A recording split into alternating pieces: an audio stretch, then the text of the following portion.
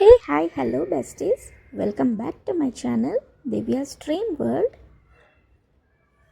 First time నా video చూస్తున్నట్లయితే subscribe చేసుకోండి కదా. అండ్ ఇవాల్టి రెసిపీలోకి వెళ్తే పూరి కూర చేసేసుకుందాం. ఎప్పుడు రెస్టారెంట్ స్టైల్ అని అందరూ చెప్తూ ఉంటారు కదా.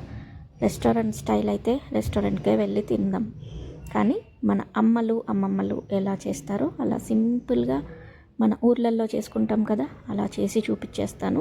ఒకసారి చూసి మీరు కూడా ట్రై చేసి చూడండి. ముందుగా కడాయిలో ఆయిల్ వేసుకొని అది హీట్ ఎక్కాక పోపు దినుసులు లైక్ ఆవాలు జీలకర్ర వేసేసుకోండి. ఆ తర్వాత నచ్చిన వాళ్ళు కరివేపాకు వేసుకోండి. నేనైతే ఇక్కడ స్కిప్ చేసేసాను. ఉల్లిపాయలు వేసుకొని అవి కాస్త గోల్డెన్ షేడ్ వచ్చేంత వరకు అలా ఫ్రై చేస్తూ ఉండండి. కలర్ మారిన తర్వాత ఇప్పుడు కట్ చేసి పెట్టుకున్న టొమాటో ముక్కలు వేసుకోండి. అవి కూడా మగ్గిన తర్వాత ఇప్పుడు చిన్న స్లైసెస్ పచ్చిమిర్చి ముక్కలు అందులో యాడ్ చేసేసుకొని అవి కూడా బాగా కలిపేసుకొని అలా ఒక కొద్దిసేపు లైక్ 1 minute or 2 minutes అలా వదిలేసేయండి. అన్నీ బాగా మెత్తబడిన తర్వాత ఇప్పుడు పసుపు వేసుకొని పచ్చి వాసన వెళ్ళేంత వరకు అలా కలిపి వదిలేయండి. ఆ తర్వాత ఇప్పుడు అల్లం ఎల్లిపాయ పేస్ట్ నేనైతే రెడీమేడ్ది యూజ్ చేస్తున్నాను. లేదన్న వాళ్ళు ఇంట్లో ఫ్రెష్గా అప్పటికప్పుడు నూరుకొని వేసుకున్నా కూడా చాలా బాగుంటుంది. సో అది కూడా కలిపేసుకున్న తర్వాత ఇప్పుడు శనగపిండి ఉంటుంది కదా, దాన్ని ఉండలు లేకోకుండా ఇలా పలుచగా కలిపేసుకొని వాటర్ యాడ్ చేసుకొని కలిపేసుకోండి. ఆ కలుపుకున్న మిశ్రాన్ని ఇప్పుడు ఈ కడాయిలోకి వేసేయండి. దాన్ని నెమ్మదిగా కలుపుతూ మసాలాలన్నీ పట్టేంత వరకు అలాగే ఉంచండి.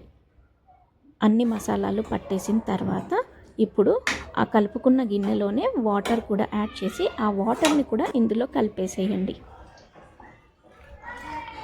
జారుగా అవుతుంది కదా, అది వేడి మీద అదే దగ్గర పడుతూ వస్తుంది. సో కలిపేసుకున్న తర్వాత ఇప్పుడు ఉప్పు కూడా అడ్జస్ట్ చేసుకొని వేసుకోండి. ఆ క్లిప్పింగ్ కాస్త మిస్ అయినట్టుంది, సారీ. ఒకసారి ఉప్పుకి తగ్గట్టుగా అడ్జస్ట్ చేసుకోండి. సో అడ్జస్ట్ చేసుకున్న తర్వాత దించి సర్వ్ చేసుకోవడమే.